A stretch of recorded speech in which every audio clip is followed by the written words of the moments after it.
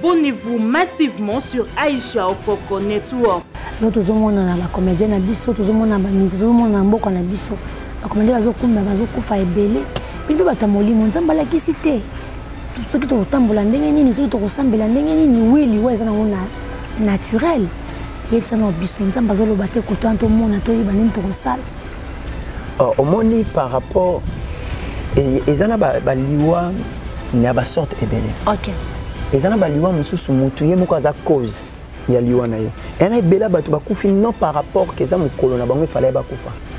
Il y a des gens qui ont précédé leur jour de mourir. Pourquoi? Parce que batu bakende ko kota pe bikota kota basala pe bisala sala. Olani? Très bien. Ezana ba liwa monsieur bongo, ezana ba liwa pe mususu. Mutu pe azwa ki pe loko pe ya mutu. Mabe payé. Na bata bakawa na nzamba vanda katali pe ndabwe. Vous savez quand il y a raison, baloba même malédiction sans cause n'a pas d'effet, mais quand il y a une cause, c'est qu'il y aura les effets. Abonnez-vous massivement sur Aïcha Okoko Network. Vaut mieux un chien vivant qu'un lion mort. J'ai toujours dit aux enfants de Dieu, 1 minute avant la mort, c'est toujours la vie. Vous voyez, avec 1 minute, l'histoire d'une personne peut changer. Vous savez, hein, ce que Moni Nzambe Atiki Moutoise a sélectionné parmi l'équipe de vivants, premièrement, c'est que le Seigneur a une mission, il y a pour ça la vie à Motoana. Abonnez-vous massivement sur Aïcha Okoko Network. Lelo batu babeta lisolo na yo pe lelo. Omona, mais batu baluka bayeba bisika nzamba lokota yo. Chacun de nous a une histoire. Chacun de nous a une histoire. Bisika nzamba lokota ka mutu ezalaka lokola façon. Bisika nzamba lokota mutu ezalaka lokola et si comme on a idée na vie, mais là où Dieu peut ramasser quelqu'un même dans la boue, oh my God, nzamba lokota ka moto même na balabala. C'est par là que j'ai toujours dit aux enfants de Dieu que nous sommes en train de jouer à un film de Dieu. Parce que Dieu est notre metteur en scène. Le Seigneur est notre metteur en scène et nous ne sommes que des acteurs. Ce que nous sommes en train de vivre aujourd'hui, et ça peut-être rôle moko ba pesioka au jouer. Au jouer, rôle moko ka incarné au jouer. Et après ces rôles, tu reprendras ta vie normale. Abonnez-vous massivement sur Aïcha Okoko Network. Cette histoire est tellement touchante. Et qu'aussi Mbaba Tubele, moi qui vous parle, moi votre humble serviteur, le voyant David Capita, je suis né d'abord d'une femme qui est folle. Na botami, na moi si au Azala Liboma. Mon père à l'époque était un mouvancier à l'époque de Fé Mobutu. De Fé Mobutu, oui. Mon père était un mouvancier à l'époque là. À Luka qui a sacrifié maman et Simba qui était na Katianda ku maman Zui Liboma. Nde achaka ye libanda. Maman ko bima libanda na liboma wana na balabala.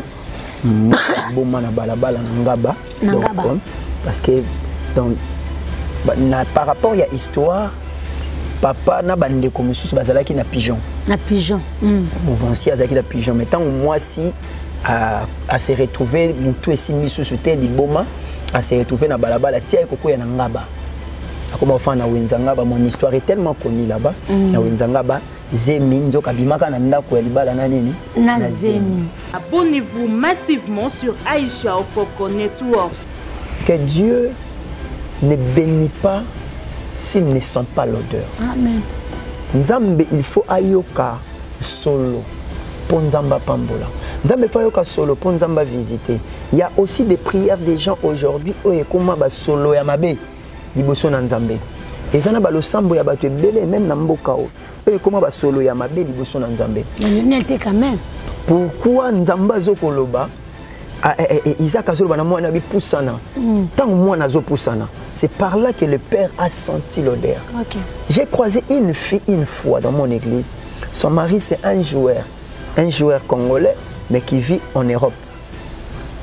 Mobile babongisa makamnyo son apoto mobile atindela ka moi si ba $5,000, ba $10,000, ba $20,000. Moi c'est azo vivre en carrosse na Kinshasa. Mobile bi ça va na zo ya poto ko makambo libala. Ba louer hôtel pendant ba séjour mobile azalaki mobile na ye faut azala na ye ensemble. Maman, banda bavandi na hôtel mobile asalaki 2 semaines. Na hôtel wana a changé ka parfum de parfum. Parfum de parfum. Ce qui a côté na chambre il faut parfum. OK. mobile a voyagé tikeli moi simbongo celle des semaines à voyager tant à komika kabisi moi sabi les missions la ko le bano en face pendant que tozana ki chasse na ko solo pour là mais ne la ke boye bosana ngai boye yango mo na no changer ba parfum air nyonso. Or la spiritualité aujourd'hui existe et na batu misu ba ko boa ke la pe mutu solo ya mabe au mona moi si kitoko mais ba boa ke le solo so akutana lipamboli kutana solo wana ikimisa yango. Et na batu misusu ebele boko tambola mibale misatu mais muninga bazui na musala. Pourquoi yo bazui te quelle odeur yo bimisaka na vie na yo. Abonnez-vous massivement sur Aïcha Okoko Network. Et j'aimerais dire à tous ces gens qui prennent l'évangile de Dieu comme COP 2023 2024 kobanda na yo numéro 1 ya makambo yango. Na si to ebani. Merci beaucoup. Abonnez-vous massivement sur Aïcha Okoko Network. Yes. Bah parents c'est pour ça jouer rôle ni. Tant moi nazana liboum. Est-ce que parents font l'obani likola les emi wana? Vous savez quand on est chrétien, vous savez d'abord nous sommes des bantous. Tous ça non ba bantou. Touti na ba origine moko oyo kindokezala makasi. Origine africaine c'est la sorcellerie.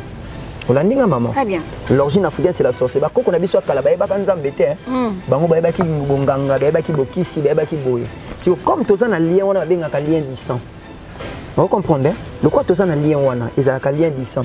Tant on dit déjà que ozobotama, oyebi makambo oyo yanga na pesa ka bana bandoi kilikilité. Te. Olandi? Le nom de quelqu'un peut influencer la vie d'une personne. Abonnez-vous massivement sur Aïcha Okoko Network. Awen Aïcha Okoko. Abonnez-vous massivement.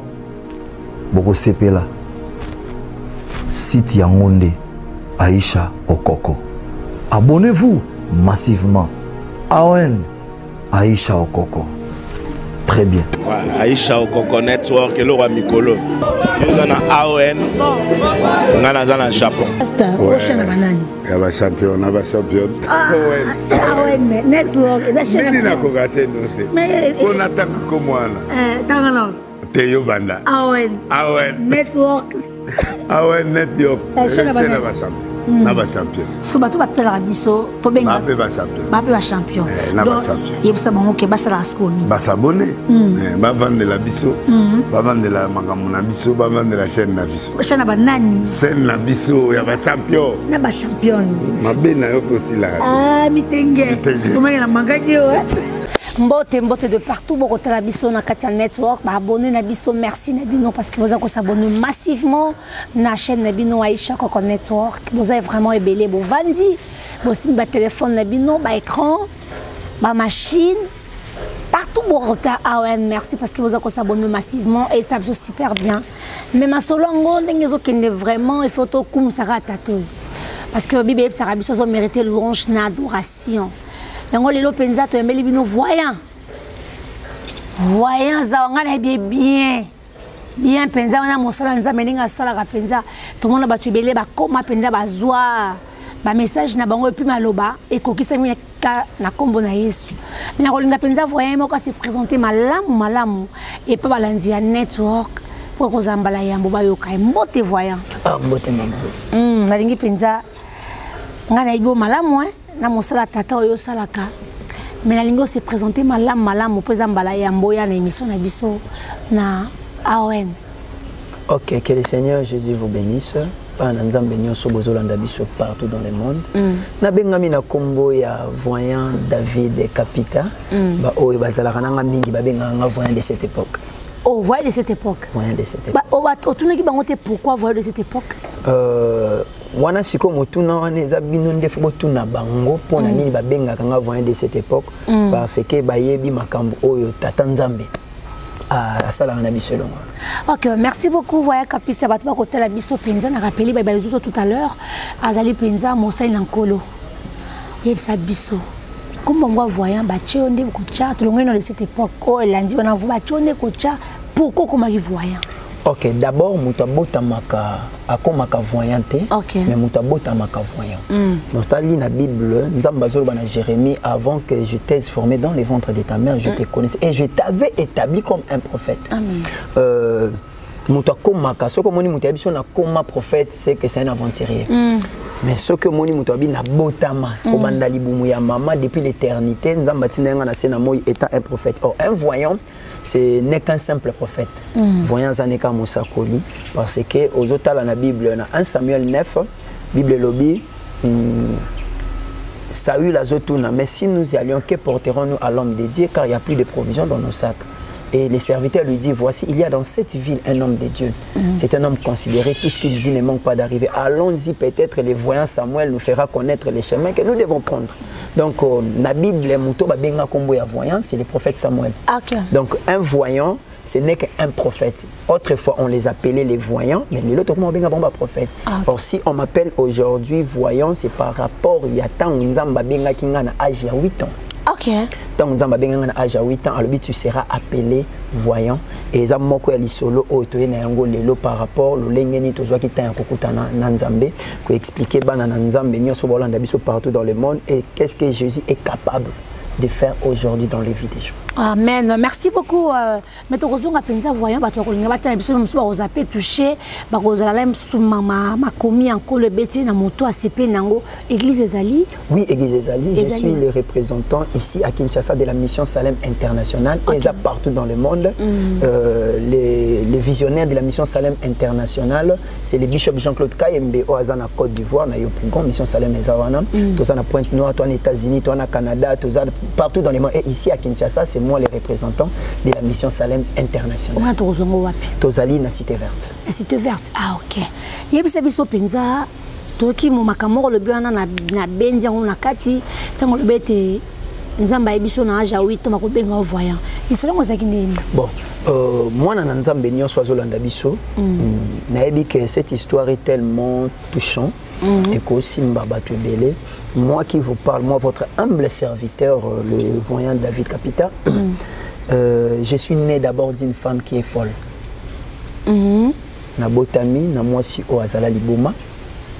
Mon père à l'époque était un mouvancier à l'époque de Fé Mobutu. De Fé Mobutu, oui. Mon père était un mouvancier à l'époque là. À Luka qui a sacrifié maman et Simba qui était na Katianda ku maman zui Liboma. Nde achaka e libanda. Maman kobima libanda na liboma wana na balabala.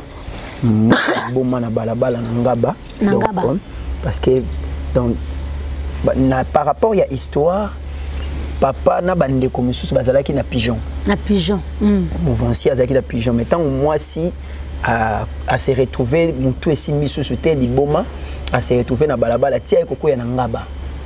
Comme enfin na wenzangaba, mon histoire est tellement connue là-bas. Na wenzangaba zemi nzoka bimaka na ndako ya libala na nini? Na zemi. Or zemi yango après battant ndenga na yeko botama. Nga na tikala botama na hôpital mon côté ya mboka oyo. Na botama na balabala.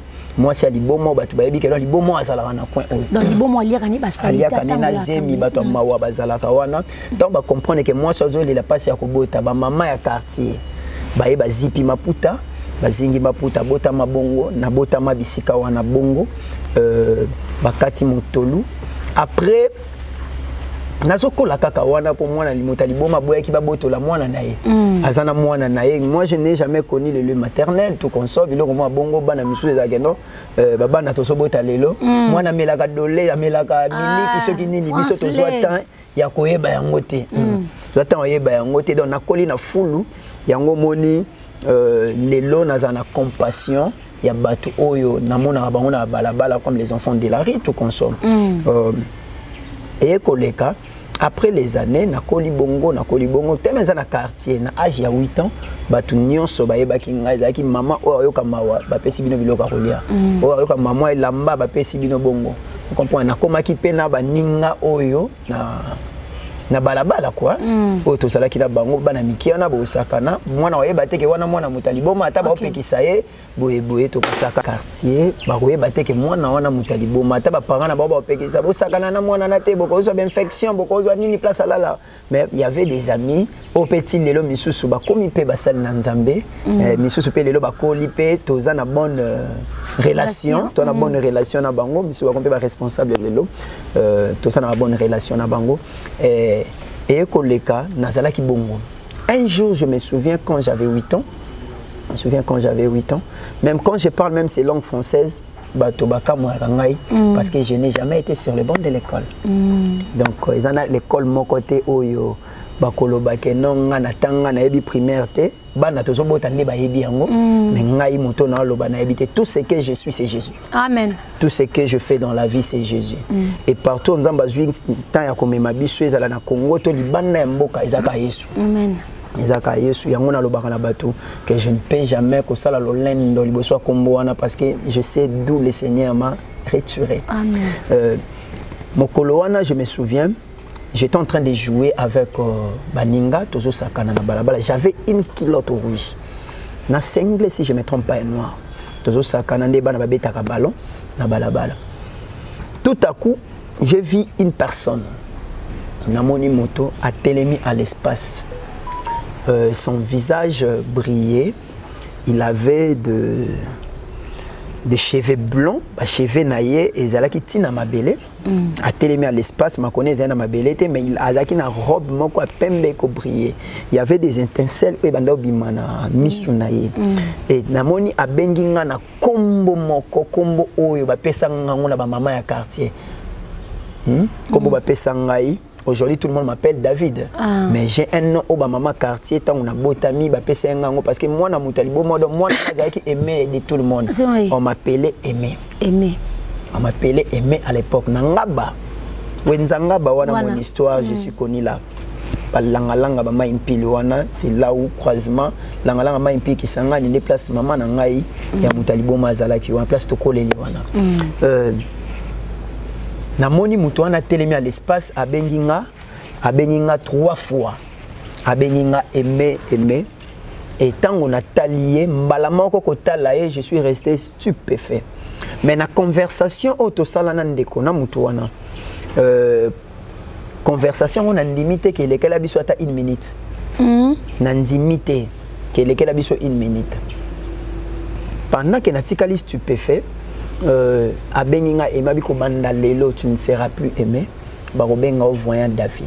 Inanga, tu ne seras plus appelé aimé. Bakobenga yo voyant David. Barobenga au voyant David. Et na tout nié pourquoi Abinanga regarde. Pendant que Nazota là, il y avait des étincelles qui sortaient de ses yeux. Les okota na misunanga. Il y avait de l'eau qui sortait sa bouche. Pendant qu'il parlait, Mayango ezalaki lokola, ezalaki lokola courant d'eau. Ezo bima na monoko na ye, ezo kota na monoko nanga. Pendant minutes wana auto solane yangwana ebisinga bi je suis Jésus-Christ. Je t'ai laissé une mission. Nyonso koloba na sena moi. Yango ezo atanya osalema. Et subitement moto wana tango azo limwa nazo zonga boye. Nga mutate yanga Yesu te. Oh, pasteur moko alobi que non abongoli sanga motema boyebe, ça faux et archi faux. Mutate nga Yesu te. Moi j'ai croisé Jésus en chemin comme ça. Amen. Namona Yesu na balabala. Nandi namona Yesu na balabala. Mbala moko tong nazo sutuka, nazo kabwana na conversation na namoni une grande foule ya batu bantourenga. Or que batu balbilobeli babi pendant que nando sakana ndenge na tikala ki wana les gens croyaient que j'étais électrocuté par les courants. Kanisi mamsuna kangama ki batu baye wana ebele mona kangami webe bazinginga metangu nazola mukamuta liboso ka nazomone mama kombono entel papa na yo kombono eboye mama na yo kombono ozana problème boye mutu nazomona là lisako le bandi wana. C'est comme ça que moi j'ai commencé avec Jésus. À l'âge de 8 ans. C'est comme ça que moi j'ai commencé avec Jésus.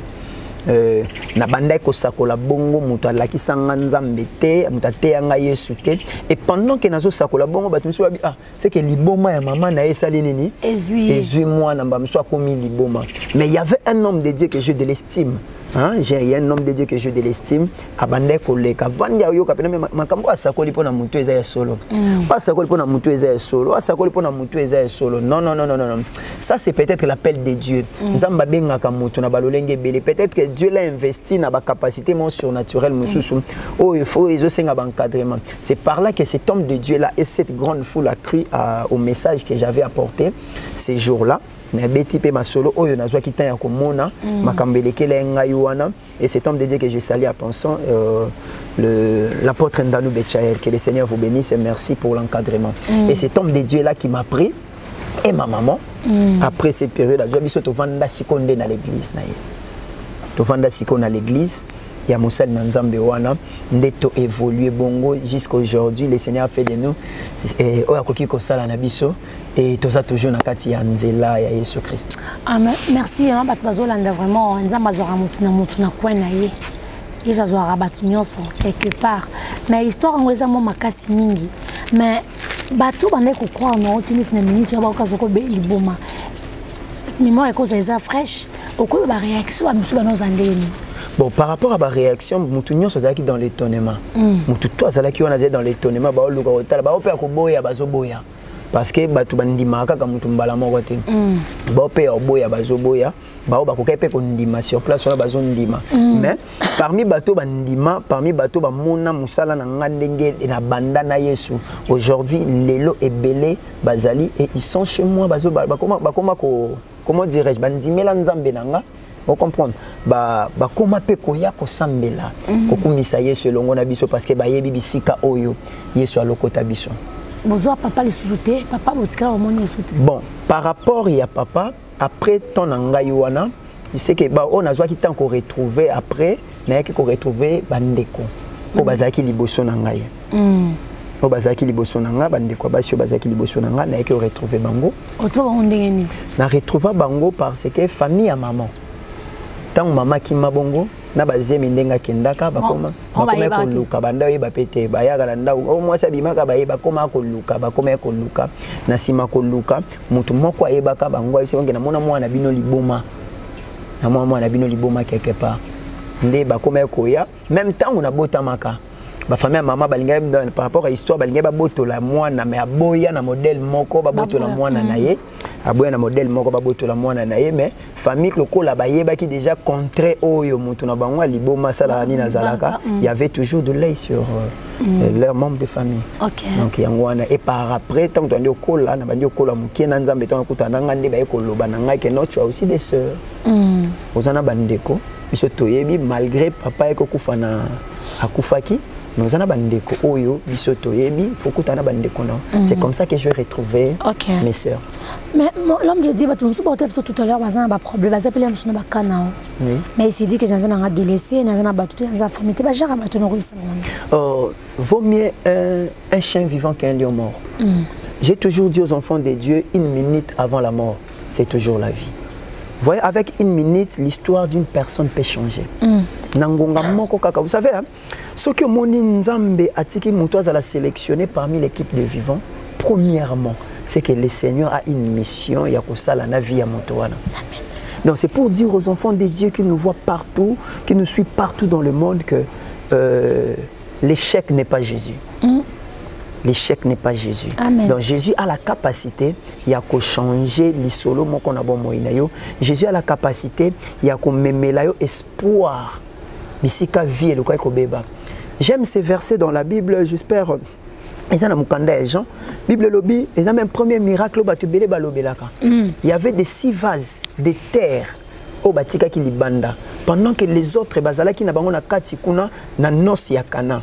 Mais bazui si vases qui destiné à la purification, c'est-à-dire moto ameli kuna na kati ya fête allié maboko comme salité libanda tango azoya na posa sokola maboko aye sokola maboko na 6 vases oyo. Mais Bible dit le vin ayant manqué. La mère de Jésus lui dit que le vin ayant manqué. Les disciples qui étaient là, Marie les a dit faites tout ce qu'il vous dira. Na simanango Yesu alobini remplissez-moi d'eau ces vases. Donc quand ba vase oyo batu bamona ki yatina te bande ko sokolela ngo maboko eloko ba sokolela maboko ezana valeur te mais Christ azoloba ba remplir 6 vases wana et pourquoi ezala ka 6 vases pourquoi ezala ki 7 te pourquoi ezala ki 8 te ezala ki 5 te or le chiffre 6 c'est le chiffre de l'homme. Pourquoi l'homme? Parce que l'homme a été créé le 6e jour.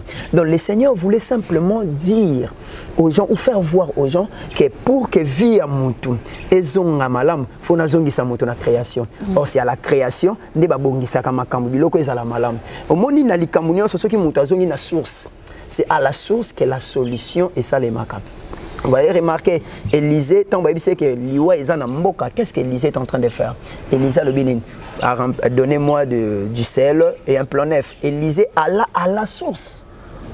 Élisée qui est la source. Donc ce qui nous a na source ya likambo, c'est par là qu'il y aura une solution. Notre source, c'est le Seigneur Jésus. C'est lui qui nous a créés. Peu importe les problèmes que nous pouvons avoir, nous devons retourner, recourir auprès de Jésus. Ce que moni makambezo aussi matin na vie na yo, je te dis la seule personne qui a la capacité, il a sa valeur, il a valoriser vie à moto, il a lokota moto na putulu. Maman, to lelo batu ba beta lisolo na yo pe lelo. Omona, mais batu ba luka ba yeba bisika nzamba lokota yo. Chacun de nous a une histoire. Chacun de nous a une histoire. Bisika nzamba lokota mutu ezalaka lokola façon. Bisika nzamba lokota mutu ezalaka lokola. Et si comme tu as idée na vie, mais là où Dieu peut ramasser quelqu'un, même dans la boue, oh my God, nzamba lokota kamoto, même na balabala, lokota kamoto na putulu, c'est par là que j'ai toujours dit aux enfants de Dieu que nous sommes en train de jouer à un film de Dieu, parce que Dieu est notre metteur en scène. Le Seigneur est notre metteur en scène et nous ne sommes que des acteurs. Ce que nous sommes en train de vivre aujourd'hui, et ça peut-être un rôle moko ba pesi yoka au jouer. Au jouer, rôle moko ka incarné au jouer. Et après ces rôles, tu reprendras ta vie normale. Okozonge la vie na yo. Il y a malamu bande kozana ngo liboso. Yango na lobaka na mutu so na moni mutu a pauvre. J'ai toujours dit aux gens que tu es un faux pauvre. Tu es malade, tu es un faux malade, car ce n'est qu'un rôle que le Seigneur t'a donné à jouer dans le film de Dieu. Et les jours où film wana et ici là aux gens de la vie normale, et ça n'a pas si monsieur peut écouter na bango na ba vie, bazala basi ba film. Et ça n'a mi bali monsieur soupe, bazala mi bali ya série, ya film. Donc bon jouer na binoka rôle moko mokilinde va no comprendre te. Mettons film ici là, mutu na mutu ozonga bisika na ye. Et to bosana te que ba figurant bazala pe na ba film. Même ba figurant on a ba relation monsieur peut écouter na vie, et ça non ka ba figurant. Na film moko nzamba permettre que baza ba figurant film na yo. Mais tant que film aussi là, bato ana nyonso boza sauter. Yango na klamaka langage baloba ke la bozue pesaka bokaba aklama onde nini. Na klamaka ngo. Pour na bato msuto kola na bango pe bazala ba ninga ya nini ya film. Tant que film esili. Non zonge la ba ninga na vie normal na utana ba na lola. Amen. Merci beaucoup. Bato batapso de partout. Mais tu sauté moins d'ambo. Bato batara awen batapso partout. Bayo kara ba message de Dieu. Ma kamususu. Bengavement bazoma ba détail mikem qui n'a pas on ba comprendre. Quand on kozonga sur na église, quel encadrement aux autres qui pas l'homme de Dieu ou à ceux qui ont 8 ans. Ok. L'apôtre Ndanou Betchael, que je l'aime beaucoup, je l'appelle Daddy. Donc, Azamuto a joué à 8 ans. Nabalabala, il a cru que ça c'est Dieu, ça ce n'est pas l'œuvre de l'homme. Mutakosa Makamba Boueza Kanzambe, l'église est Mieva, son église est Mieva, dans la 12e rue Limité. On a beaucoup de maman. Toki na maman. Na maman na etane. Na etane yo. Maman dit mais ko tambola ko kika. Na etane yo na bakangi ya kokanga. Apôtre pesi ordre na bandimi na yo bazala ki nzinga bakangi ya kokanga bina okende na bango. Et gloire à Dieu, c'est son Dieu qui a fait des choses aussi dans la vie de ma maman avant sa mort. Oui, que non, c'est vrai que muta umeli tamulaï na liboma, mais muta eko reprendre peu conscience malgré ba séquelles mike ko zangate. Et reprendre conscience normale ya makampe monsieur malgré ba séquelles mike ko zangate. Le Dieu de cet homme de Dieu a fait des choses dans nos vies, il m'a encadré avec singabité. Azaki lokola Eli devant Samuel, parce que Samuel ne connaissait rien. Peu importe que non, j'avais la capacité de voir, d'entendre, de voir ce que Makamzamba ndola kisanga. Mais naeba kite ndengeni, so comment la Makamususu boye, lobelango modèle boye. Pourquoi le bapé ma bébé et bébé si via parce que la prophétie, to bo sanate prophétie et zalaka et me mapé ba risque na vie. Prophétie et même problème panza pe ba mabota. Or si la personne n'est pas encadrée, si motoyer habité et Samuel avait écouté la voix, mais Samuel pensait que c'était Élie qui les parlait. Mais tant qu'il voit 3 fois, et qu'Élie a le Binézaï était 3e fois, Élie a le Banabi, cette fois-ci, ce qui voit, c'est l'Éternel, l'Éternel, je suis ton serviteur, je t'écoute, parle, je t'écoute. Donc Samuel ne pouvait pas connaître ça. Il a fallu que Élie, à Salanini, a expliqué Bongo. Donc, ni t'étais les hommes de Dieu que le Seigneur a fait passer dans mon ministère pour l'encadrement, Nabisikan O Naleki. Ce qui est bangoté na kokaki ko kozala encadré ni na voyance au nzamba pesa et apporter ba dégâts na ba vie à bateau.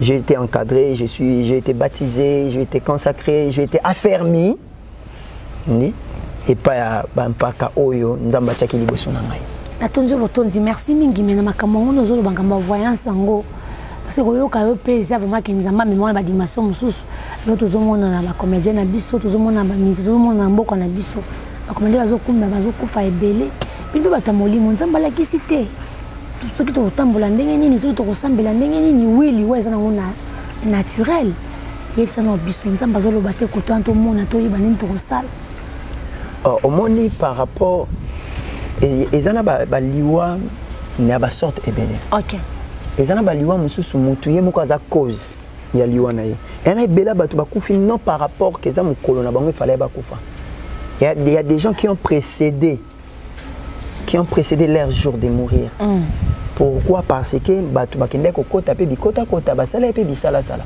olandi très bien ezana baliwa monsieur bongo ezana baliwa pe mosusu mutu pe azwaki pe loko pe ya mutu mabe peye na bata bakanga na nzamba vanda katali pe ndabwe vous savez quand il y a raison balobaka même malédiction sans cause n'a pas d'effet mais quand il y a une cause c'est qu'il y aura les effets ce qui cause ali kambezali ezana makambo mosusu o pe diable vous comprenez azape auteur na yango pezana baliwa mosusu nzambe pe muta permettre s'il faut koyeba baliwa o ezoya na anglais ni or aujourd'hui nous savons tous nous sommes un pays laïque hein?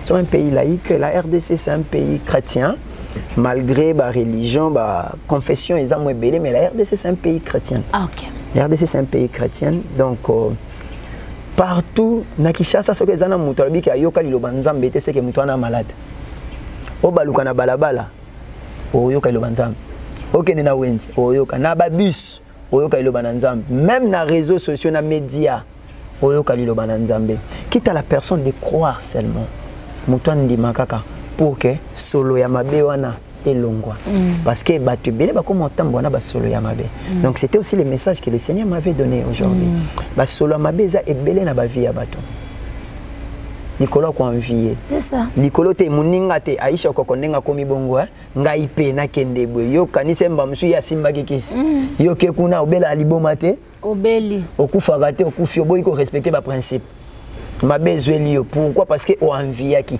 l'envie aujourd'hui et même abattu belé na mabe l'envie aujourd'hui est discrédité même ba vie abattu belé ba posa lelo ba komi na ngona mboka na biso ezala ba comédien ezala ba pasteur oui hein ezala ba comédien ezala ba pasteur kala ezala ka pasi po ka pasteur akufi mais lelo ba pasteur ba koma kufa wenze pourquoi parce que bobangi nzambe ezate solo ya mabe ekoti même na milliers ya basali na nzambe Quand je venais, le Seigneur m'avait dit, moi Dieu, je bénis les gens et je touche les gens par rapport à l'odeur.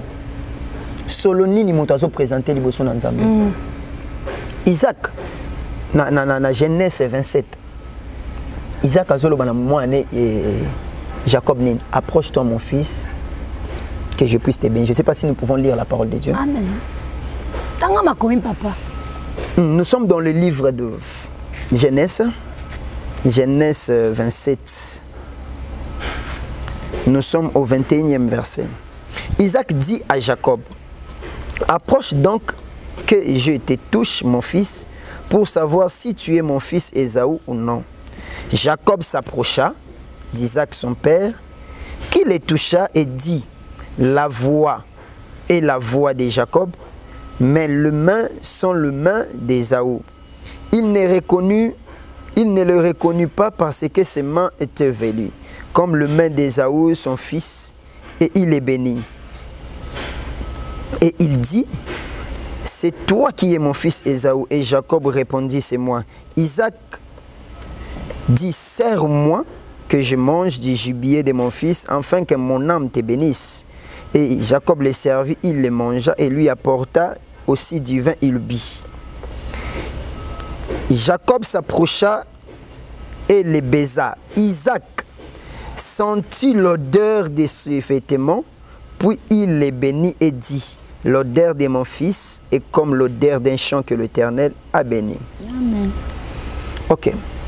Par là, j'ai vite compris une chose, que Dieu ne bénit pas s'il ne sent pas l'odeur. Amen. Nzambe, il faut ayoka solo. Pour Nzamba Pambola. Nzambe fayoka solo pour Nzamba visiter. Il y a aussi des prières des gens aujourd'hui où comment ba solo ya mabe liboso na Nzambe.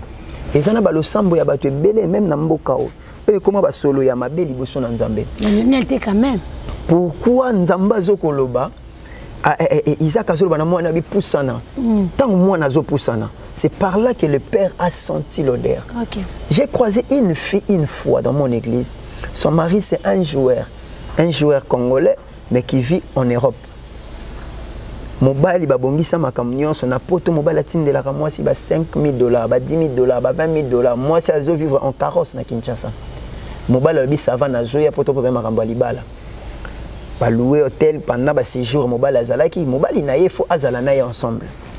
Maman banda ba vandi na hôtel mobile asalaki 2 semaines. Na hôtel wana a changé ka parfum des parfums. Parfum des parfums.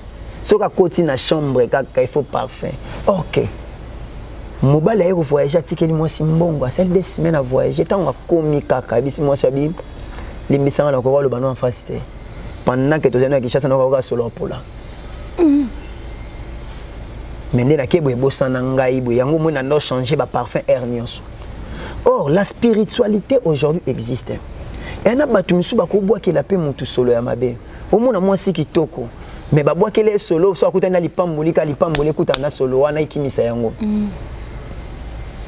Ena batu misusu ebele boko tambola mibale misatu mais muninga bazui na musala. Pourquoi yo bazui te quelle odeur yo bimisaka na vie na yo? Il y a les odeurs physiques, il y a aussi l'odeur spirituelle. Yango omoni tango Isaac azopusa, ça moi ani pusana, Isaac a senti une bonne odeur. Et Isaac Azaki obligé, il y a déclarer malbamalam paix à l'obi. Je sens l'odeur de mon fils, c'est comme l'odeur d'un champ que l'Éternel a béni. Amen. Or, les champs que l'Éternel a béni, c'est que dans ces champs, il y a toutes sortes de fruits. Amen. Parce que nos corps, c'est tout un champ. Si nous avons un elanganini, il y a un zamba pambola, un zamba lakela mabe. Mais mon seigneur Nkolo, ils appellent les gens qui capé. Il a passé na epele msusu comme ça peut sur mabe. Oui. Et tamboliner na mokili. Et tamboliner na mokili. Et ko bebi ça peut vina ye. Akomi pe na Solomon ko mabe. On en a vu beaucoup, on en a vécu beaucoup. Bato ba benga biso papa nga makambu boye. Na sima mutu ko benga bongo comprendre que non mutu o yazalaki cause. Ya ba problème ezolanda ye. Boke na muninga musala muninga ba msuyo banda ko salela ye ba intero. Na nini boke ba na musala bazuka kaye. Yo batiki yo mutamayele. Pourquoi yo muto mayele na classe yo zwakate mais baninga bazozwa quelle odeur ozobimisa l'odeur de la malédiction ou l'odeur de la bénédiction. Voilà pourquoi nous disons à tous les enfants de Dieu que vous vous sentez concernés à ces messages et que Monique tes choses ne marchent pas dans la vie. Veuillez localiser les voyants David Capita. Je ne sais pas si j'ai l'ordre de passer. Non, vous avez l'ordre, on va écrire votre numéro à côté chez Lionel. Ok. On va même afficher votre numéro. Donc vous pouvez nous contacter. Toko sambela na bino yesu solo ya mabe o ekota na vie na o ezana ba solo monsieur uta na ba famille ena mutu mususu mbala mususu ba sala bino ba cérémonie moko na bomwana te mwana oyo lokola zokola kitoko ba cérémonie oyo yende mutu akokanga mibali na simano ba lokola no pe bongo arrive un moment le mariage ne vient pas arrive un moment les enfants ne viennent pas arrive un moment stabilité zoyate mais ozomi tu nezanini mama solo mabe balatisa ko banda bomwana na vie benga biso tokolongola solo wana ya mabe tokolongola nde na ba prière lo sambo mama lo sambe futaka parce que basali bébé bazo sambela karate bazo sambela te ezaka tokolongola nde na mabonde na makomi tokosala nini maman vous savez hein, la personne oyo nzambe a doté na ba capacité surnaturelle a la capacité de chasser les démons a la capacité d'enlever les esprits mauvais a la capacité de désenvoûter les gens. Parce que les gens qui belé bazala pe banvoute na vie na bango. Vie ko simbate makambe ko simbate. Si tu sens, vous avez raison de dire que basala nzambe belé ba comme na réalité belé. Les gens makambo o ezo s'est passé dans mon pays. L'église de mon pays est en péril. L'église de mon pays est en péril. Vraiment. L'église de mon pays est en péril. Il faut, vous savez, quand il y a les faux, il y a aussi les vrais. Il y a aussi les vrais. Baby si Yesu, Bobby, tala ivré. To lona ki du blé, mais na tongo, na butu to lali to lam kana tongo to moni ivré. Na kati wana Christ a répondre ni botika ngonyo somi balé ekola. Pourtant, on reconnaît l'arbre par ses fruits. Tokoyeba oeza du blé, tokoyeba oeza ivraie. Là où il y a les veaux, il y a les faux, il y a aussi les vrais. Comment reconnaître le vrai? On reconnaît les hommes de Dieu, un vrai homme de Dieu, par ses fruits. Par ses fruits qu'on reconnaît, ça c'est un vrai homme de Dieu. Les lots, nyonso qui chasse moni déjà trop Congo. Il y a le seul pays au monde où il moni trop na makambo nzambe. C'est notre pays, le Congo. Or, le Congo, vous savez, c'est une manière que le diable a comme a dépeuplé, a dépeuplé le royaume de Dieu. Dans quel sens? À côté de la Kakabatuba Salamabe, n'a pas tout on dit que Bakouya ya Bakouy. N'a pas tout on dit que Bakosa Bouzoba Basali Bouzoba. N'a pas tout, lui là, c'est un modèle. Parce que Pierre a le bien soyez mes imitateurs, Paul a dit, soyez mes imitateurs comme moi je le suis en Jésus. Et n'a pas tout, mouton ça, moussa, malamouin, n'a imité à ta moussala. Mais aujourd'hui, ma plein. Mawa, Bouzoba, Bosoto, Bondoki. Voilà pourquoi j'ai toujours conseillé aux hommes de Dieu. La Bible dit, car le Seigneur jugera son peuple. Mais le problème c'est quoi? Les serviteurs seront jugés plus sévèrement. Pourquoi? Parce qu'il y a nous sommes les hommes de Dieu.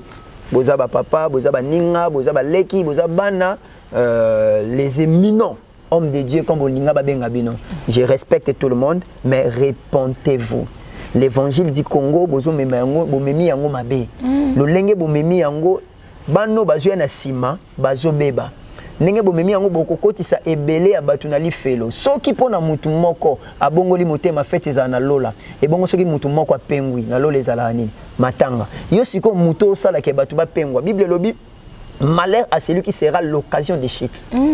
Malheur na muto à l'occasion de chute ya batu. Mboka lelo tebi mboka peut tambola malam, il faut les hommes de Dieu. Il faut basel nanzame, mais les occultistes qui sont dans le pays bako confier bino ndengenini parce que beaucoup t'en rabino c'est sikamo. Bakoye ba ndengenini. Élisée disait quoi? Laissez-les venir à moi, il saura en Israël qu'il y a un prophète. Pourquoi il y a une génération s'en va et l'autre vient.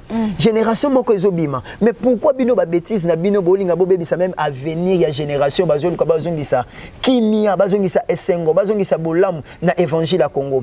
Aujourd'hui, j'étais l'autre fois en Abuja. Na Abuja, un man of God azo mérité respect na valeur. Un homme de Dieu bazo respecté. Mais ici chez nous, pasteur, bon le bano clairement aventurier. Clairement aventurier. Prophète, escroc. On l'a dit. Pourquoi? Parce que bino bateau besoin qui bâton du bosso.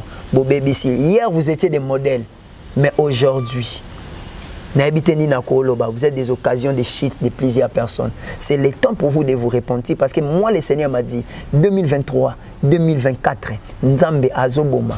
Yakoboma, le pasteur surtout. Parce que je vis le Seigneur à côté na kanda na kata temple. Kokota na kanda na temple asimbi épée azokata. Alobi na ngabo baby si musala na ilo. Kwa baby si musala ne soki bolingo bongo la mité maté. Le Seigneur veut s'en charger de vous. Le Seigneur veut s'en charger de vous. Que le Seigneur vous bénisse. Amen. Merci beaucoup hein, de partout. Absolument de partout dans le net, surtout qui était à Moussane. Mais l'homme de Dieu n'a pas comme un kasi pinza. Basé dans Nzambe, vous avez bateau voyant. Tobike moto a refutama na musalo ya sali hein. Et tambo le moto na sena mo inde ko yipsa moto. Final na yo moko tala biso ba ko tambo ndeni. Pour que le besimbi te okanga tata ndo kité maman ndo kité. Mais moto ne ezali ko mona jeune musa ko bebisa musa na epo na masaka. Oui, ya ok musala te. À quel tournage je me 3-4 bières. À Mélina Noir, je sais que moi, on a validé la force de la pour Elvis. Il y a un fou. Ok. Que le Seigneur fera quelque chose avec votre vie. À ce moment, on a besoin de la prière à l'ingé bien moi. À ce gênance, on a qui te comme il faut une bière. À ce moment, on a l'ingé. Ce n'est ni par la force, ni par la puissance. Moi, on a Elvis, il y a une belle écoute, une caméra, tu vas sur Gangai. L'homme de Dieu, ça m'a dit, mais Vandi wana na bisio. Alors que le tournage na Lionel Boba, vous l'avez dit moi toi bien. Lionel na yo pe na foule. Nous ne devons pas ngali kambo. Bano na zana bona ndakwa. Nanguya molimo mosanto. Nzambo simba bango. Vous savez, Dieu est capable. Namona mutu. Namona mutu. Namona frère moko. Ceux qui n'ont pas nenga banda komela. Chobo. Oh les lois comment peut musala nzambe. Amen. Nenga banda komela par jour. Ceux qui assis quasi moi si les salaire ici là. Ceux qui a foutier. Salaire ici là nabar. Après zongi ndako. Après zongi ndako. Ceux qui salaire ici na barte ozonga ndako te. Mais nguya na nzambe et simbaye ba force été. Ce n'est ni par la force ni par la puissance. Le Seigneur c'est le Saint-Esprit qui convainc le péché. Mais pas non ba sepe na bolingo pe nzambe ki na ba veiller mais bien rezaka moi mingi ndelo mde. C'est ko ba kenda ba veiller ba kenda ko sambela to ko kende ko. Dernièrement on a matanga fala ko mata va il vit ça y retard pendant mais bien. Je suis obligé de prier. Le sambo, ce qui le sambo côté, la puissance de Dieu, nous avons convaincre. Est-ce que vraiment, tout ça la nini, vous êtes voyant, vous savez que la campagne vous dédier nos jeunesse congolaise entre les mains du Seigneur. Parce que jeunesse sur les alliés, bis tous les jeunes tous à venir à lobby. Mais na katanzela bazo mona minute tous au tenga, ma vous dédier la campagne va ça la mini mais tout ça nos campagne monto dédier nos bis on se côté na katia. Jeunesse congolaise ba bazo na poto pe ba s'appelle dossier là mususu pe na ba serviteur mususu. Oui. J'avais aimé une fois les actions du chef de l'État. Il a dédié le pays entre les mains de l'Éternel. Alobi Kenzamba Pambo la jeunesse congolaise, alobi Kenzamba Pambo la le Congo, ceux qui mboke bandaki kozala na malédiction moko. Comment on a déjà mokonza mboka kosala acte ya bongo. Vous savez c'est un acte à acclamer, et biso pe basal na nzambe oyo nzamba pesi mandat na balosambo na biso nous laissons toujours parce que la jeunesse est l'avenir de demain. Amen. La jeunesse est l'avenir et à lobby. Tout ça c'est les œuvres du diable. Pourquoi? Parce qu'ils savent que si la jeunesse congolaise est élémie, le Congo sera fort. Ceux qui jeunesse en beaucoup est élémie, le Congo sera fort. Voilà pourquoi bazoko tisamoli momoko ya vie moko ya kili pas ba jeune donc jeune azala sous na conscience. Bazo créer ba bière. Jeune azala. Wa gene koto yo. Mono yanga cameraman yo Lionel. Nzana chena mabundi na sembe mwana ila libumu. Ezo funda mwana kamera musena nzambe. Teto ko sambe. Bano yo balinga ki bière Lionel zeko ya lundi mardi mais malé nzamba salingo. Teto ko sambe na nzela lo sambo nzamba ko sunga. L'homme de Dieu, tu vas sur la porte belé. Amuso mo bazat dossier na ba serviteur de Dieu. À côté qui pour passer menanda ko détruire banaye, ba détruire foyer naye, ba détruire même yemoko. Ce genre de personnes ko détruire comment? Ko bimanaye, ko lingaye, ko pesa. Un homme de Dieu. Oui. Un homme de Dieu. Oui. Un homme de Dieu. Na tuni au bon combien de fois? 1000 fois. OK, un homme de Dieu. C'est qu'il n'est pas un homme de Dieu. Un homme de Dieu. Un homme de Dieu ne peut pas. Un homme de Dieu ne peut pas faire des choses pareilles. Il y a des gens qui se sont infiltrés dans Moussa Nanzambe. Au Moni, un homme de Dieu, quand vous parlez d'un homme de Dieu, un homme de Dieu ne peut pas faire ça. Ce qu'on Moni Moutumoko, à la déviation, il y a des chrétiens, il y a des déviations Nanzambe. C'est ce qu'on appelle aussi l'apostasie, la déviation des Écritures. Ce Moutou Salamakam modèle Ouana, c'est qu'il n'est pas un homme de Dieu, c'est un ramassis. Au Moni, Bana Israël, tant que en Égypte. Bana Israël, en Égypte, et là, on ne sait pas ça. Tant que dans le désert Ouana. Et ça n'a pas peuplé, bah bah esclaves, on les appelle des ramassis. Aujourd'hui dans l'évangile du Congo, il y a trop de ramassis. Et vous savez, il y a des pasteurs qui ne sont même pas baptisés. Namboko, il y a des pasteurs qui ne sont même pas baptisés. Pasteur Mobimba a la capacité au Sambelata une minute. Lundi, après Moutabongo Binanga un homme de Dieu. On a bakanda kati belé voyant. Non, Moutazo Salabouzo l'évangile.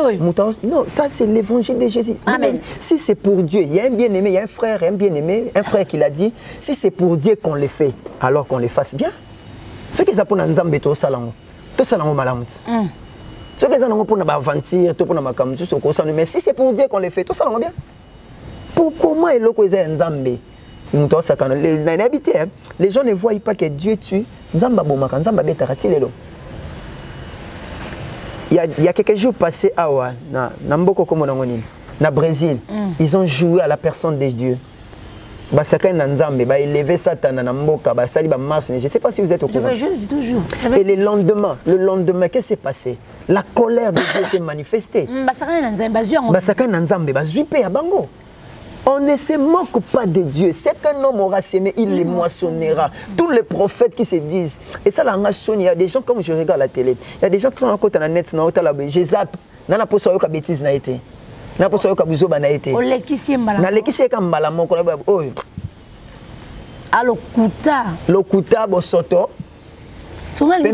n'ai pas tozonga nanu na bato bana bandako wana bato bazana bandako wana Aïcha longwa o chesu bato ozibango wapi OK to lemba bango maman papa ozolanda biso partout. J'espère que vous étiez peut-être déçus par les actions de ceux qui se disent hommes de Dieu et qui ne le sont pas. On reconnaît un homme de Dieu par ses œuvres, par ses actes. Baba mibenga basala nzambe moi basa buzoba to mona pe ba makambebele to mona pe ba vidéo to mona pe ba misu ba lekisa ba pe na ba télé. Mais par là on a vite compris que non eza musala nzambe te. Il n'est pas appelé de Dieu, c'est un simple ramassis ou à côté na musala nzambe parce que mona ki pasteur moko nzamba pambola ki na quartier. Parce que mona ki pasteur moko asala kabui. Pasteur mo ngape na meka yango. Et comme siko cop. Et j'aimerais dire à tous ces gens qui prennent l'évangile de Dieu comme COP 2023, 2024. Kobandana yo numéro 1 ya makambo yango. Nasi toyebani. Toyebani banani bananzambe, toyebani banani bananzambe. Merci beaucoup. Pas peur d'espoir. On aurait ça bon bazan à Poto, bazan à Bujima, bazan à Kananga, bazan chez moi à Chingaveli un peu partout. Oui, ça va mon nakoyi sabango bazala désespéré si il y a les vrais il y a aussi les faux ceux qui ba faux basala qui ba kutana ki na ba faux c'est que ba vrai pe bazali pas mekali susu omoni namane tango bazo tinda naman et pas ya Élysée alobi kende na Jourdain omibwaka naman alobi ne abina ba mboka na ngai ba maya bien zalité na omibwaka melaka ka serviteur ebisiabi soki prophète a sengaki eloko mwa mono ya matuya olingo sala yango te malobino simple boka makaka. Donc c'est-à-dire je voulais tout simplement dire aux gens que na sengi bino eloko matuya te mais eloko matuya on a loba na bino soki okutanaki liboso na bato mabe mais kana nzambe ya voyant David Kapita voyant David Kapita toko sisa maso na biso apenze ska to kanganzela yebisa biso prophétie ezali et puis tango ni faut te sa prophétie la prophétie pour tout monde le loi parole aux amis ngité ka koloba non mo limo ngolo ba ya nyos. La prophétie d'abord c'est la parole de Dieu. Amen. Donc de gauche droite la prophétie c'est la parole de Dieu. Dieu parle tantôt d'une manière tantôt d'une autre. Omoni lelo Bible o ka mobimbe za prophétie via mutu. Ma comme les saintes écritures de Dieu, et ça prophétie à vie à moto. Aujourd'hui, comment confondre? Il y a des prophètes de ministère, il y a aussi des prophètes des dons. Et ça, c'est ce que l'autre ndoto. Yo kutunzamba c'est la copine à grâce à bandoto. Osa ce que l'autre bandoto na sima mikole ko kisamaka. Mais pour nani no télémato bima pour prophétesse. Mais tu as cette grâce là de vision. Mais mutu mso ko lala na tongo kaka lali ya lamuki biloko lota ki ndoto e ko kisami lobi kuna loti ndoto ko kisami ngana comme prophète. Or bakababo babo sanaka que non, il y a le prophète de ministère et le prophète des dons. Prophète il y a ministère ezania, il y a don ezanine. Prophète il y a don ezabatu oyo à cause de ndoto. À cause de la vision, nous avons lobé la payo. Mais aux un ministère prophétique, nous avons lobé la paix, pasteur, à lobé la paix, évangéliste, à lobé la paix, docteur, à lobé la paix, chanteur. Nous avons lobé la paix, bango. Mais cela ne veut pas dire que non, c'est juste un don. Et ça, juste un don à prophétie, une capacité, on nous a fait pour édifier. Comprenez, pour édifier l'église. Vous comprenez? Mais nous avons un ministère, on reconnaît un prophète de ministère par la parole. Parce que les Écritures, c'est la prophétie. Un prophète, on les reconnaît quand il a la capacité d'interpréter les Écritures. Parce que les Écritures, c'est un message codé. Alléluia. Les Écritures, c'est un message codé. Au moment, il y a quelqu'un dans la Bible, le frère, son nom va m'arriver, et qu'il y a l'angaïm, nane, azotanga makomi. Philippe Atounier, est-ce que tu es en train de comprendre?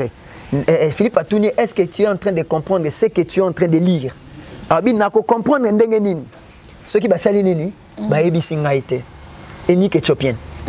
unique éthiopien le bina comprendre ndengeni il fallait siko ba interpréter les écritures yango moni lelo buzo be kotie belé mutamoni ke lokola Paul alobaka na Timothée un peu de vin pour ton estomac ngapena na saline ni c'est que Paul a interprété que non il a interprété que des ana melana yo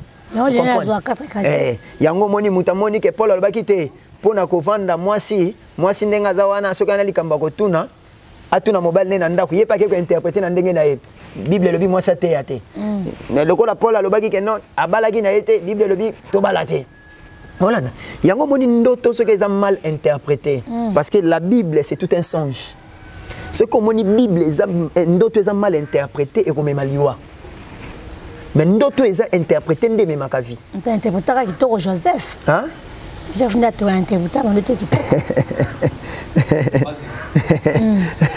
vous savez le bien-aimé Joseph le bien-aimé Joseph c'est un canal où nzamba zena posa ya ko manifester le comment parce que le nom de Joseph a des significations na hébreu elingi koloba Yasaf na grec elingi koloba Azaf elingi koloba addition na soustraction olandi tangu mama ya Joseph na kombo ya la sœur Rachel bien-aimé Rachel a ozwa zemi et le connaît s'est passé tangu azwi zemi alobi l'Éternel a enlevé mon opprobre tangu azwi zemi abi l'Éternel a enlevé mon opprobre. Or je sais que la chose qu'on enlève ce n'est que les habits oba longola ke zalende ka ke lamba c'est-à-dire que moto alata ki opprobre qui est la honte moto alata ki opprobre et quand est-ce que l'homme a revêtu l'opprobre dans sa vie c'est dans les jardins d'Éden parce que l'homme était couvert de la gloire de Dieu après la création l'homme était couvert de la gloire après la chute d'Adam c'est alors que l'Éternel a enlevé l'habit de la gloire pe alatisi mutu et lamba ya honte yango monita nzamba otuna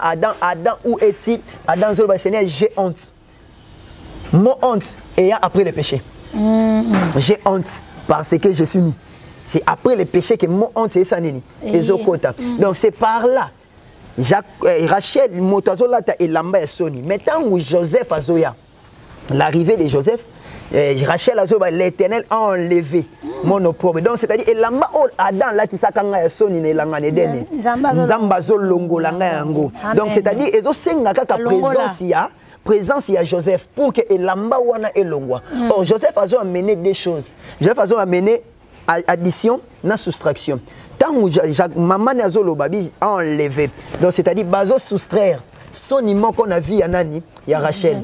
Son l'attaque via Rachel, tant que Joseph a joué à la soustraite. Mais tant que Joseph a si comme moi na mobali a payé comme à Joseph, Rachel a vendu qui m'a dit que l'Éternel m'ajoute un autre fils. Amen. Donc c'est-à-dire Joseph est venu pour enlever la honte, mais il est encore venu pour m'ajouter Benjamin. Amen. Moi c'est Azolo Abinzambe Abakisa, c'est les deux choses. Oh Joseph a tamboulé lango. Oh le véritable Joseph c'est le Seigneur Jésus. Amen. Parce que quand Jésus est arrivé, Jésus a marché avec deux choses. Il a marché avec l'addition et il a marché avec la soustraction. Pourquoi je dis ça? Moi, le bébé Jésus. Bakene na temple pas bien aimé Siméon. Siméon a béni moi. Tant que Siméon a moi na maboko. Siméon a déclaré, cet enfant sera la chute et le relèvement de plusieurs. Alléluia. Pourquoi l'enfant sera la chute et le relèvement? Donc c'est-à-dire la chute c'est la soustraction. Donc l'enfant doit soustraire la vie de certaines personnes. Yango moso yeso continue vie ya mutu maman bato ba lukela ko problème yeso fois soustraire bango. Ce qui maladie wana lukela ko likamu yeso fois longola yango. C'est liba wana faut longwa. Kozanga molimo masanga wana ça doit être soustrait. Et musika na bando na parce que la soustraction quand Jésus arrive il amène des choses. Aya kolongola soni, aya kolongola kamawa, aya kolongola kozanga, aya kolongola ba problème. Mais tant que Yesu azoya, et ça kapona kolongola te, il vient aussi pour ajouter. Azoya bakisa libala, azoya bakisa élévation, azoya bakisa mapangu, azoya bakisa lola na vie ya mutu. Tala mutu lokola Yesu amemara lola. Mutu zala na lola te, mais Yesu amemelo lola na kati ya vie ya mutu. Croire au Seigneur Jésus, c'est avoir la vie éternelle. C'est que Yesu na vie na lola koti yo kati na yo. Amen, amen. En tout cas vraiment, boyoki penza voyant. Moi nga beti maboko Elvis yan fune ngenzamba zokota kati na. Mais ebike o batu baloba ngo a mosusu na lingala ko saka. Hein? Mwana ko bota maloko nga tango oracle zoya. Maloba na loba likola mwana nga mobali s'appelle l'oracle de l'Éternel. Amen. Comme bombana. Na boti na 14h14 un certain mercredi 18 novembre, 3h14h14. ngana kotaka 3e jour résurrection à Jésus. Moi na R mo raté 14h14. Siko maman nanga koti atulinga biloba kombo mwana. Atali na bisi beaucoup oracle. Mais tu n'as pas oracle de l'Éternel. Amen. Et comment on a parcours, on a pu négocier pesant qu'un oracle. Yes. Bah parents c'est quoi ça a joué rôle ni. Tant que moi nazana liboum. Est-ce que parents font l'obani Nicolas les amis wana? Vous savez quand on est chrétien, vous savez d'abord nous sommes des bantous. Tous en ba bantou. Touti na ba origine moko oyo kindo kezala makasi. Origine africaine c'est la sorcellerie. Olandinga maman. Très bien. L'origine africaine c'est la sorcellerie. Ba koko na biso kala ba yeba kanzambe te. Bango ba yeba ki bonganga, ba yeba ki bokisi, ba yeba ki boye. C'est comme tous en lien on a benga ka lien du sang. Vous comprenez? Le quoi tous en lien wana, ezala lien du sang. Tant oyebi déjà que ozobotama, oyebi makambo oyo yango na pesa ka bana bandoyi kilikilité. Te. Hollandi, le nom de quelqu'un peut influencer la vie d'une personne. Jaïbet, son nom veut dire souffrance. Sa maman l'avait enfanté avec souffrance. Johanna Akoli, il était considéré. Bible boy considération a été. Mais Bible le bénit qu'il vivait dans la pauvreté, dans la souffrance. Pourquoi? Parce que comme on a eu, quand Jaïbet a su que son nom qu'il a porté malheur, qu'est-ce qu'il a fait? Il a cherché les dieux d'Israël. Il a dit, Seigneur, si tu me bénis, si tu étends mes limites, à comprendre que comme on a eu des limites, qu'on a vu, il faut la limite. Il y a un parent qui est révélé. Tant que moi, on a déjà dans la limite. Il faut bandako lo bakabola mu pona bana na yo. Ceux qui osent là qui na berrer nous est banaté. Je suis contre ceux-là qui disent que non les pères ont mangé les raisins, ce sont les dents des enfants qui se sont agacés. Pourquoi? Tata sokalia ki makamuna modèle na asaki buzo jamais na kombo na Yesu Masia berrer na yo eza luwa moko ngate mana via ba berrer na yo eza mwana na hotem yango tango za révéler nyonso lobaka bolamu likolo ya bana loba sakola loba mwana nga olekanga mwana nga osamaka minene na depoto na ina linga ke 28 mwana na ngai mwana nanga donc sakola ka bolamu likolo ya bana naza contre ba parents bazala finga mwana ta mwana wa zoba we o zoloba na mutu yango ekosalema. L'homme est le reflet de la parole. O balobaka na mutu yango esalema. Mutu soko milobeli déjà que yo zala na pauvre zana mutu apasi yeba pauvreté kolata yo bongo.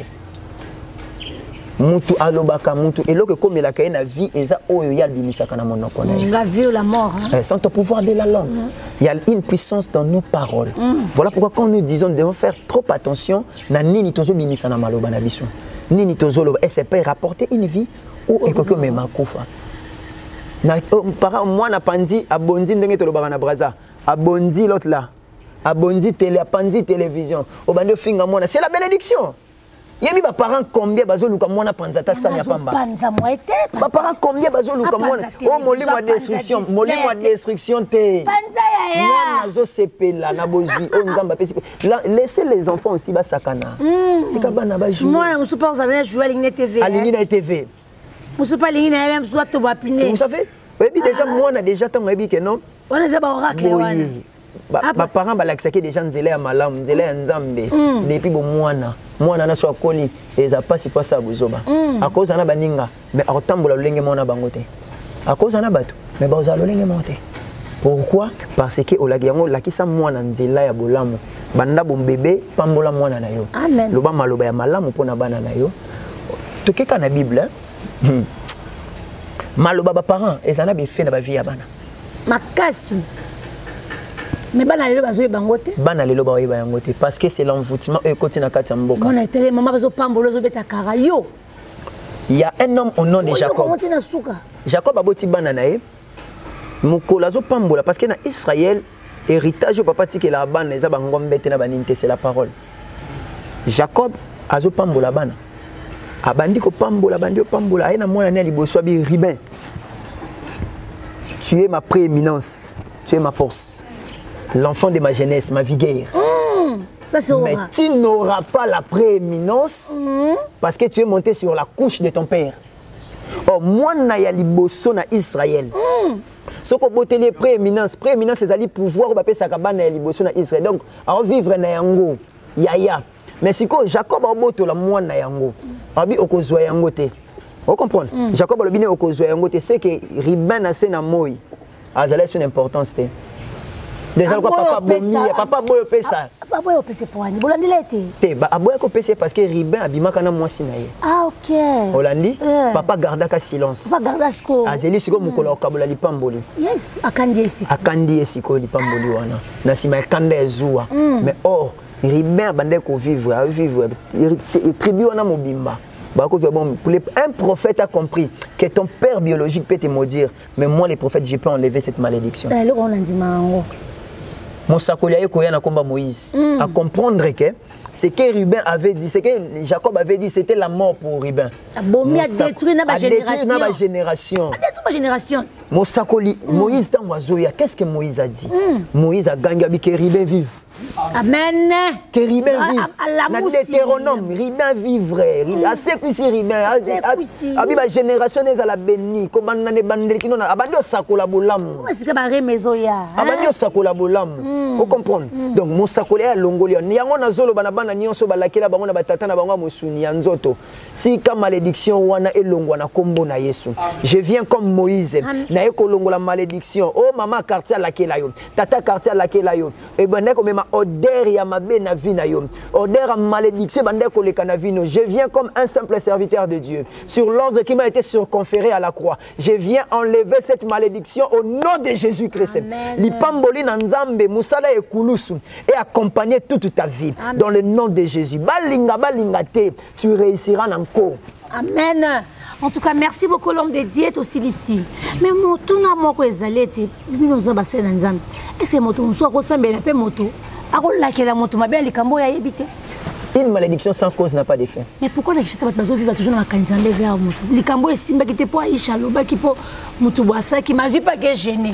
Est-ce action au péché? À sali na ye babenga ngo grève de faim. Peut-être azala qui peine à santé moi mingi azana pour ça kita peut-être ezala qui m'a bon mais ezala qui gêne OK merci beaucoup toi aussi si ma sona biso ya bito koloba nini bana hawen bazuli pamboli to ala kondima ete ipamboli etikali nzambe apambola batu nyonso bolanda biso na si numéro na biso eza na CEO eza fiché na CEO wana boso mwana amela 4 boko il est aussi là numéro na biso eza na CEO wana benga mosali na nzambe les prophètes David en fait David donc écran na yo soki nzamba sa fungoli za na ba précision kwa tu mso la biki photo yo kalisa ko lui eza na précision to zo rema est-ce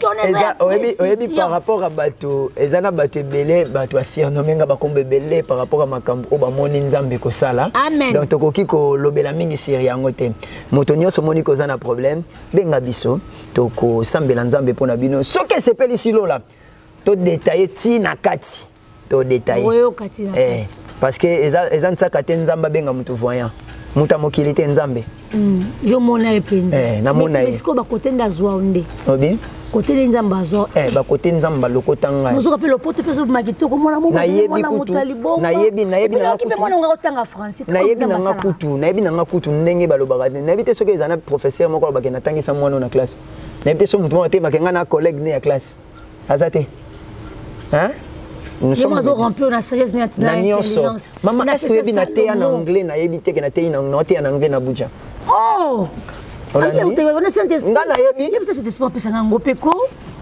yambango na kombo na amen. OK merci beaucoup to sisi masona so telemako moi le wapo na chaîne no OK nzamba pambo la chaîne na biso ezami bali awa ndeta na net so papa ezami bali donc ba chaîne nyonso mama tangi wana nzamba pambola yango ekende liboso mutu nyonso akotelemela yango akutana nzambe ya lola lipamboli ya lola ekita lokola rosée du ciel nzamba pambola fondation Zoka nzambe apambola bana nzambe nyonso ya mission Salem International ozana problème toko sambela Yesu Christ elongo na biso même si ozana ndako siko na sepeli osimbaka motema na yo toloba liloba moko liboso na nzambe. Tendre Père céleste, nous te prions, un Dieu capable de tout et tes œuvres sont réelles. Moto nyonso azana problème azana maladie Yesu Christ bisika zwami asimbama na kombo na nguya Yesu Masia loboko na nga eza mokuse mais loboko na eza mokuse te pona okoma Yesu Christ moto aza na malédiction azwa une bénédiction moto aza na échec azwa réussite na kombo na nguya Jésus Christ là où les gens bakoka kite lobby na sakoli le lokola nganga na nzambe ke ya malamu esimba au nom de Jésus Christ de Nazareth. Ainsi nous avons prié. Bénis ces chaînes au nom de Jésus Christ. Amen. Vraiment merci beaucoup na mon grand frère Tozara na Paris hein na Fondation Zoka. Nous avons pas mbolo vraiment pour la contribution dans la chaîne au Awen détente Awen détente dans mon nom penda. Après ça Pembote Fondation Zoka. Ah nzamba pambola Fondation Zoka frère Galois Zoka. Nzamba zala na bino et puis que année o makambo minene ezokende. Makambo minene pambola rabatu mingi na kata fondation na wana. En tout cas à partager penza na bana nzamba. La fondation oyo il faut bato ebele même dans le monde besoin temps ya ko soutenir parce que c'est un homme qui a un cœur.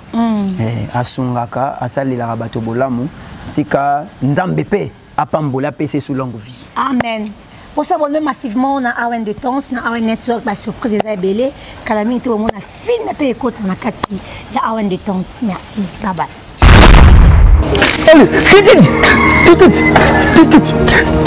Bon ami, ma Congolais, partout dans le monde, des journalistes na bino vie de loin na compensation bino émission ya Awen Détente.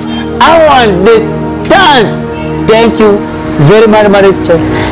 En tout cas, on est batali ya Awen Détente, tozo semble que tozo ya maye moko. Auna vie de loin na kati Awen Détente. Yebisa bango noko. Bato bale bolu kabiso na page na biso Awen Détente. Boye na Awen Détente bo s'abonner massivement. Bomoni eti to yambe tout à l'heure na kati Awen Détente. Bo sangana. Bino boto sur network bo s'abonner na Awen Détente. Il faut savoir qu'on a le sou. Et là, ma femme est belle. On ressent un peu beau. On ressent un peu beau. On ressent un peu beau. On ressent un peu beau. Nia ce bisengo, il y a des Congolais partout dans le monde avec Awen Détente, avec Aïcha Okoko. Aïcha Okoko. Oui. I love you. Tu connais la thé, pardon. Connais la thé, connais la thé, connais la thé. Aïcha Okoko. Connais la thé. Awen Détente. Et ça va bien. Et ça va bien, hein? Mais tu vas s'abonner, non? Pas s'abonner. Massivement. Massivement. Ok. Ok, non? En tout cas, on va s'abonner massivement. Na Awen Détente, vite de leur salle, vite de leur Maxanini, pardon. Collez la thé. Awen Détente, hein? Awen Détente. Aïcha Okoko. Et l'autre, c'est l'émission. Awen Détente. L'émission est bien. Bagage est bien. Ma film est bien. Ah, Aïssa, moi mon pied, ma carte ma maman me biba. Aïssa, je pense que c'est pas congolais. Oui. Tu es très mignon. Oh, merci. Et très mignon. Oh, merci. Aïssa, Cocosa fantastique. Ah, merci. C'est un fil coq et comme ça. Ah, merci. Bon s'abonner massivement à Awen Détente.